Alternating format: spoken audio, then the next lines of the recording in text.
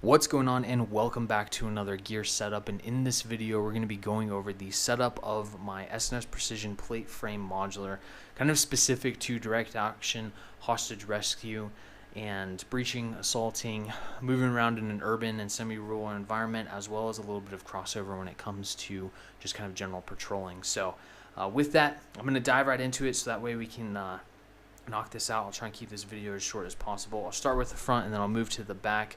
But before I get to that point, I do want to caveat with I am still trying to figure out the back panel setup of this system and how I can get more of a detachable system to where I can run different back panels with different pouches and setups and configurations for something similar like this, where it's more direct action oriented, but then also have something set up to where I can run kind of CBurn equipment, a PAPR, and another kind of setup for just patrolling and having kind of just an open pack that I can shove whatever I need for that mission in there. So some modifications need to be done to those attachment panels that go with these system or this system.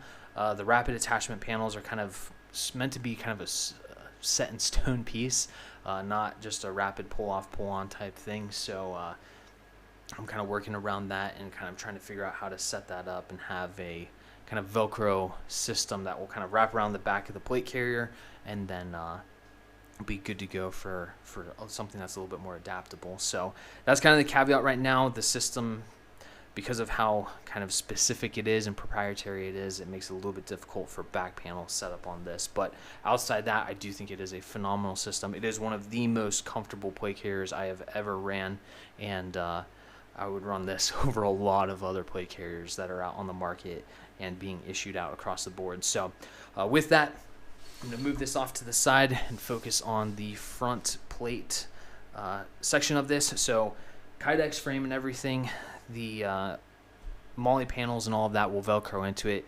You may take a little bit of like finessing and working the system because of the way that those channels are cut out, but it can be done. The easiest way that I found is using the Whiskey 4-2 straps.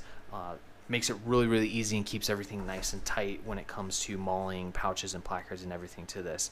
I've got the Tactical Tailor 3-mag panel on here right now.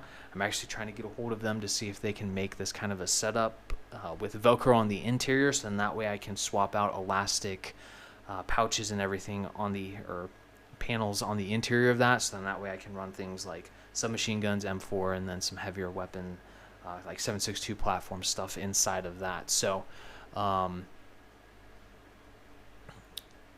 with that, on top of the 3-magazine panel, I have the Blue Force Gear 10-speed double mag pouch, and I can run additional mags in there if I need to, or I can run a special equipment. Specifically, I've always kind of ran this for breaching equipment and the tools and equipment that I need specific to that, like the CGS Pandora. So that's one of the things that I'll throw in here. I can throw compasses and other types of initiating systems and whatnot up front here through that. And then I have this shotgun magazine or shotgun round panel or placard, so that way I can run shotgun rounds with that. And then I'll typically run a shotgun lanyard through the shoulder strap. I don't have it set up right now because I've been playing around with a couple of different systems and swapping it back and forth, and also trying to figure out how to protect that shotgun lanyard or sling from just being completely exposed. So working through that piece right now and trying to figure all that out, but that's pretty much the front of the plate carrier and how I have it set up. The only other thing is always run 3 cleaning rod sections. So in the event that you ever find yourself in a situation where you have a case rupture, a case gets stuck, a round gets stuck, whatever the case may be, it happens. The more you train, the more you'll get exposure to stuff like that. I've had a ton of different scenarios in training and in real-world operations where stuff like that has happened. So having those 3 cleaning rod sections will help you clear that barrel, especially even like stuff like debris and dirt and whatnot. Help you clear that barrel out, get that gun back into the fight. One thing to run with this is going to be like a round extractor or a casing extractor, because it will help extract that ruptured casing in the event that it's completely sheared off the rim on that casing. So With that, I don't really run any admin pouches up top here. Like some of the other videos I've talked about, it can get in the way when transitioning from shoulder to shoulder with that rifle, as well as it can inhibit drawing those mags out. I always run extensions on my mags, so it really gets hung up real quick when I'm trying to pull mags out of these panels. So I just keep everything nice and flush up here. Sometimes I'll run a phone up top here for administrative stuff and manipulating a radio and whatnot, but I typically don't really do that anymore anyways. So when it comes to push to talks, I typically run mine right on the side here, whether I go up and over the shoulder with the connectors or down through the bottom. It really doesn't matter. It just kind of depends on what configuration is going to work with some of the other equipment that I have running on my plate carrier. And then I have kind of a loosely fabricated thing that I'm trying to figure out right now when it comes to holding that in with hair ties and whatnot. So real simple when it comes to the overall setup, but that's typically what the front of the plate carrier will look like. And then if you're somebody that's looking at purchasing ham radios or non-standard radios and communication equipment, you can run that up front here. Some of those really thin radios will fit nicely right in between the kind of interior frame and harness system of this plate carrier with the cummerbund, and it just kind of nicely compresses everything together where it's real comfortable with a lot of those smaller radios. Bigger radios, it gets a little bit more uncomfortable, like with those 148s and 152s. So something to just keep in mind when it comes to that.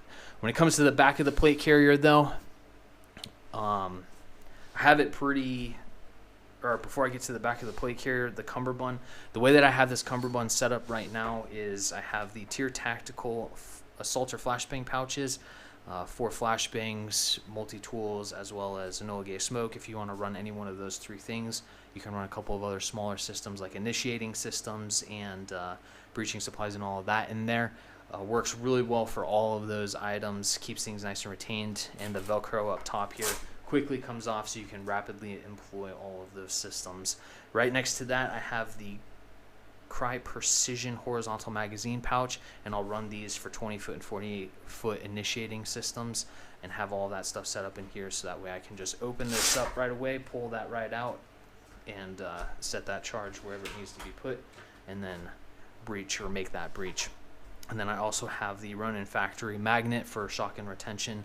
I usually do a 2-piece setup where I have the magnet on the cummerbund so it magnetically holds that shotgun in place and prevents that shotgun from rotating behind you and hitting you in the back of the arm and all that. And then the hook is on my belt and it keeps that shotgun from swinging in and out. One thing to take note of when it comes to these magnets, the Mossberg 500 will not magnetically attach to it because it's an aluminum receiver. The 870s from Remington will, but you can fabricate a little piece of metal and like JB weld that to the side of your Mossberg 500, or I want to say that there's a plate that you can actually purchase and then attach to the side of the Mossberg 500, but I'm still looking for that. It was something that I saw on the fly that was fabricated from a guy, and I never got an answer as far as where he got that or if he just made it. So working that piece out right now, but that is an option for guys that are running that Mossberg shotgun. When it comes to the actual back of this plate carrier, all I really have right now is 2 flashbang pouches from Tier Tactical. These are the buckle ones, not the assaulter ones. So you gotta unbuckle them and then unvelcro them and all that, but work really good for everything that I stated for these guys as well. If you want to carry extra equipment, I got my radio pouch from Cry Precision. This is actually kind of their like multi-purpose water bottle, radio, and magazine pouch. It works great for all of that stuff. So depending on what's going on, training versus operational, I can set that up and configure that for whatever I need. And then I also have a small general purpose pouch from Tier Tactical. I want to say it's either the 5x5 or the 6x6, and that just kind of drops right in place for whatever additional equipment that I need. So with that, that's kind of how I have this set up for right now. I actually have 2 of these guys. They're pretty much identically set up, minus a few minor differences when it comes to the radio pouches. But when it comes down to it, I mean, they're almost identical. So with that, if you have any questions, please feel free, leave a comment. I will help you out in any way that I can in answering those questions. I know that there's a lot of interest within SNS Precision's lineup in the plate frame Redux and the modular. So if you have any questions for that, feel free, hit me up. I'll help you out in answering all of those specific questions that you have. And with that, like, share, and subscribe, and I'll see you next time.